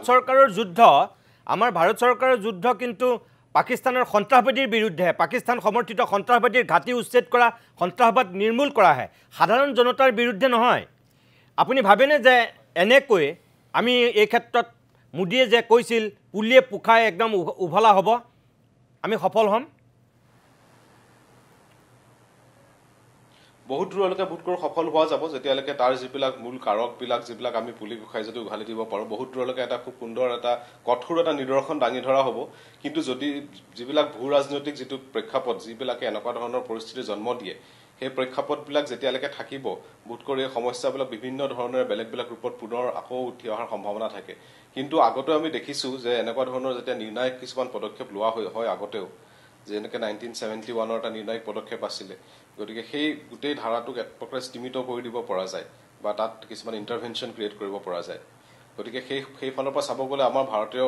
চৰকাৰেই হওক বা সেনাবাহিনীয়ে হওক খুব সংবেদনশীলভাৱে আৰু খুব দায়িত্বশীলভাৱে যিসকল তেওঁলোকে মন্তব্য আগবঢ়াই আহিছে এস্কেলেশ্যন নকৰাৰ কথা কৈছে খুব সুন্দৰ কলাটৰেল ডেমেজৰ ওপৰত খুব সুন্দৰ মন্তব্য আগবঢ়াইছে তেওঁলোকে প্ৰিচাইশ্যন এটেকৰ কথা কৈছে তেওঁলোকে কেনেকৈ কোনো নিৰ্দোষীক আক্ৰমণ নকৰাৰ কথা কৈছে গতিকে খুব সাৱধানে আৰু খুব সংবেদনশীলভাৱে আগবঢ়া হৈছে গতিকে মই ভাবোঁ এই গোটেইবিলাক দিশ সামৰি পেলাই এটা নিৰ্ণায়ক ভূমিকা লোৱাৰ এটা সম্পূৰ্ণ সুযোগ আছে এইবাৰ হয় মই আপোনাক ধন্যবাদ জনাইছোঁ সুনীল পৱন বৰুৱা ছাৰ তেখেতে যে কৈছে যে ভাৰত আজিও ৰাজনাথ সিঙে কৈছে যে আমি নিৰ্দোষী মানুহক আমাৰ কেতিয়াও লক্ষ্য কৰি লোৱা নাই আমি সন্ত্ৰাসবাদীৰ বিৰুদ্ধেহে ভাৰতৰ এই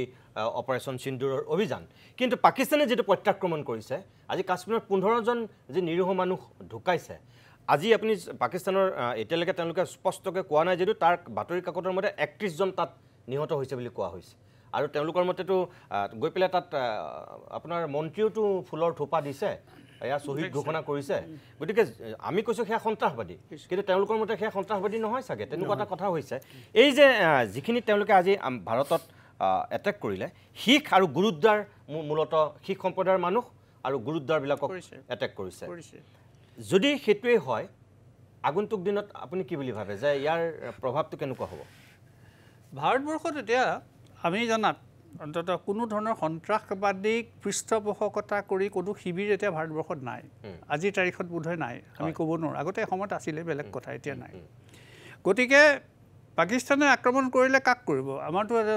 এইটো হেৰি নহয় ন 9টা শিবিৰত যেনেকৈ আক্ৰমণ কৰিছে সেইটোতো নহ'ব নহয় কৰিব লাগিব আমাৰ প্ৰথম টাৰ্গেট হ'ব ছফ্ট টাৰ্গেট কোন সীমান্তৰ যিখিনি মানুহ যিখিনি কালি কৰিছে আৰু পাকিস্তানৰ আজিকালি এটাই উদ্যোগ সেইটো হ'ল সন্ত্ৰাসবাদ আৰু সেইটো ৰপ্তানি কৰে কিন্তু সেইটো হ'ল নিজে বাঘৰ পিঠিত উঠা বুলি যে হয় পাকিস্তান নিজে নামিব নোৱাৰা হ'ল আজি যিটো বালিচিস্তানত হৈছে নৰ্থ ইষ্ট ৱেষ্টাৰ্ণত হৈছে ইভিন সিন্ধত হৈছে এই পাঞ্জাবী বালুচি সিন্ধি পাখতুন এইকেইটাই ইটোৰ লগত সিটোৰ লগত এনেকুৱা এটা অৱস্থা হৈছে যে অদূৰ ভৱিষ্যতে পাকিস্তানৰ কিন্তু ভৱিষ্যত বাংলাদেশ যেনেকৈ ওলাই নহ'ব এনেকুৱা এটা ফাললৈ গৈ আছে আজি নহ'ব পাৰে অন্ততঃ কিছুদিনৰ পিছত তেনেকুৱা এটা অৱস্থা হ'ব তেনে অৱস্থাত পাকিস্তানৰ সামৰিক বাহিনীয়ে যিকোনো উপায়েৰে মানুহৰ যিটো দৃষ্টিভংগী মানে যিটো এটেনশ্যন যিটো সেইটো সদায় ডাইভাৰ্ট কৰিবলৈ বিচাৰে যে যুদ্ধ এখন লাগে কিন্তু যুদ্ধখন ইমান সহজ নহয় সেই যুদ্ধখন যে সহজ নহয় ইতিমধ্যে প্ৰমাণ হৈ গ'ল আজিয়ে লাহোৰত যিটো এয়াৰ ডিফেন্সে একেবাৰে যদি সেইটো সম্পূৰ্ণ আমি ধৰি লৈছোঁ যে সেইটো যদি হয় ভৱিষ্যতে কি হ'ব আমি গম পাইছোঁ আৰু ছাৰ মই আৰু এটা কথা ভাবিছোঁ যে আপুনি পাকিস্তানত যেতিয়াই এনেকুৱা এটা যুঁজবাগৰ পৰিস্থিতি হয় তেতিয়াই অসামৰিক যিখন চৰকাৰ সেই চৰকাৰখনে আটাইতকৈ বিপৰ্যস্ত হয় পৰহি মই পাকিস্তানৰ প্ৰধানমন্ত্ৰীৰ ভাষণ শুনিছোঁ মানে ইমান এটা দুৰ্বল ধৰণৰ এটা স্থিতি আজি গোটেই পৰিস্থিতিটো এনেকুৱা হৈছে যে পাকিস্তানত অসামৰিক চৰকাৰ আকৌ মানে উফৰাই দি আপুনি যিটো কথা কৈছে যে CNN-ত যিটো সাক্ষাৎকাৰ তেওঁলোকৰ বিদেশ মন্ত্ৰীজনে দিলে যে আমাৰ 5খন আমাৰ ফাইটাৰ বিমান তেওঁলোকে উৰাই দিয়া বুলি ক'লে যেতিয়া তেওঁ সুধিলে যে তাৰ প্ৰমাণ আছে নাই তেওঁ কৈছে যে প্ৰমাণটো ইণ্ডিয়াৰ ছ'চিয়েল মিডিয়াত চালেই হ'ল তেওঁ উত্তৰটো সেইটোৱে আছিল বডি লেংগুৱেজটো বিদেশ মন্ত্ৰীৰ পাকিস্তানৰ একজন বিদেশ মন্ত্ৰীৰ বক্তব্য সেই পৰ্যায়তে আছে এতিয়া যুদ্ধখন কি পৰ্যায়লৈ যাব এটা ৰাজনৈতিক আলোচনা বিলোচনা হ'বনে ৰাজনৈতিক আলোচনা তেতিয়া হয় যেতিয়া এখন অসামৰিক চৰকাৰ থাকে এতিয়া অসামৰিক চৰকাৰখনক যদি আপোনাৰ উফৰাই দিয়ে তাত আৰু ছাৰে যিটো কথা কৈছে সন্ত্ৰাসবাদেই তেওঁলোকৰ যদি মূল অৰ্থনীতি হয় আৰু আন্তৰ্জাতিক মহলেও বিভিন্ন কাৰণত যদি পোনপটীয়াকৈ তাক মানে প্ৰত্যাখ্যান নকৰে তেতিয়াহ'লে এই পৰিস্থিতিটোৰ পৰা ওলাই অহাটো বৰ সহজ কথা নহয় আৰু সেইকাৰণে মই বাৰে বাৰে কওঁ ভাৰতবৰ্ষৰ কাৰণে আটাইতকৈ গুৰুত্বপূৰ্ণ কথাটো হ'ল একেবাৰে কাশ্মীৰৰ পৰা নাগালেণ্ডলৈকে আমাৰ যিবিলাক অঞ্চলত কেন্দ্ৰীয় চৰকাৰৰ বিৰুদ্ধে বা ভাৰত চৰকাৰৰ বিৰুদ্ধে ভাৰত ৰাষ্ট্ৰৰ বিৰুদ্ধে বিদ্ৰোহ হৈছিল সেইবিলাকক কেনেকৈ একত্ৰিত আৰু সংগঠিত কৰি আমি এখন দেশ আমি সকলো একেলগে আছোঁ আন্তৰ্জাতিক মহলৰ পৰা যিমানেই হেঁচা নাহক লাগে ধৰ্ম বৰ্ণ জাতি নিৰ্বিশেষে আমি সকলোৱে একেলগে থিয় দিম এই স্থিতিটোৱে হ'ল ভাৰতবৰ্ষৰ কাৰণে এই সময়ত আটাইতকৈ গুৰুত্বপূৰ্ণ স্থিতি হয় মই আপোনালোক আটাইকেইজনকে ধন্যবাদ জনাইছোঁ মোৰ সময় যিহেতু শেষ হৈছে মই কৌস্তভ ডেকা আপুনি ডিব্ৰুগড়ৰ পৰা আমাৰ এই অনুষ্ঠানত অংশগ্ৰহণ কৰিলে তাৰ কাৰণে ধন্যবাদ ডক্টৰ ৰঞ্জিত সভাপতি ডক্টৰ সুনীল পৱন বৰুৱা ছাৰ আৰু ডক্টৰ অখিলৰঞ্জন দত্ত ডাঙৰীয়া মই আটাইকেইগৰাকীকে ধন্যবাদ জনাইছোঁ শেষত আমি এটাই আশা কৰোঁ যে আমাৰ ইয়াৰ বিশ্লেষকসকলে যিখিনি কথা কৈছে যে আন্তঃৰাষ্ট্ৰীয় হেঁচা আহিলে কথা হয়তো বেলেগ হ'ব কিন্তু যদি কৌশলপূৰ্ণ স্থিতি লৈ থাকে তেতিয়াহ'লে হয়তো ভাৰতে চাগে আৰু কিছুদিনলৈ পাকিস্তানৰ এই সন্ত্ৰাসবাদীৰ বিৰুদ্ধে যিটো অভিযান আৰম্ভ কৰিছে পুলিয়ে পোখাই উভলি পেলাবৰ কাৰণে চাগে আৰু কিছু চেষ্টা কৰিব আৰু তাৰ কাৰণে আমি ভাৰতবৰ্ষখন এক হৈ থাকিব লাগিব যিটো কথা অখিলৰঞ্জন দত্তই কৈছে আৰু মই ভাবোঁ সেই ক্ষেত্ৰত আজি নৰেন্দ্ৰ মোদী সফল হৈছে গোটেই ভাৰতৰ জনসাধাৰণ আজি এক হৈ আছে বিৰোধী প্ৰত্যেকটো ৰাজনৈতিক দলেই মোদী চৰকাৰক সম্পূৰ্ণৰূপে সহযোগিতা আগবঢ়াইছে আৰু নৰেন্দ্ৰ মোদীয়েও আমি দেখা এই যোৱা 20টা কাৰ্যকালৰ যদি আমি চাওঁ তেনেহ'লে মোদীৰ এই থাৰ্ড টাইম আৰু তেওঁ এখনেই চাগে এক প্ৰকাৰ এনেকুৱাকৈ যুদ্ধ নিচিনা কৰিছে য'ত বাজপেয়ীয়ে পোখৰাণৰ সময়ত বা সেই সময়ত যিখন পাকিস্তানৰ লগত সুসম্পৰ্ক কৰিও যিটো পিছফালৰ পৰা পাৰভেজ মুশ্বাৰফে যিখিনি এটেক কৰিছিল তাৰ যিটো প্ৰতিশোধ লৈছিল ঠিক একেধৰণে এতিয়া নৰেন্দ্ৰ মোদীৰ কাৰণে এটা সুবৰ্ণ সুযোগ ৰাষ্ট্ৰীয় প্ৰেক্ষাপটতেই হওক আন্তঃৰাষ্ট্ৰীয় প্ৰেক্ষাপটতেই হওক মোদী হয়তো পাকিস্তানৰ বিৰুদ্ধে লোৱা এই স্থিতিটোৱে ক'ৰবাত আৰু অধিক তেওঁ শক্তিশালী নেতা হিচাপে চিনাকি দিয়াৰ সুযোগ পাব আজিৰ অভিমত ইমানতে সামৰিছোঁ নমস্কাৰ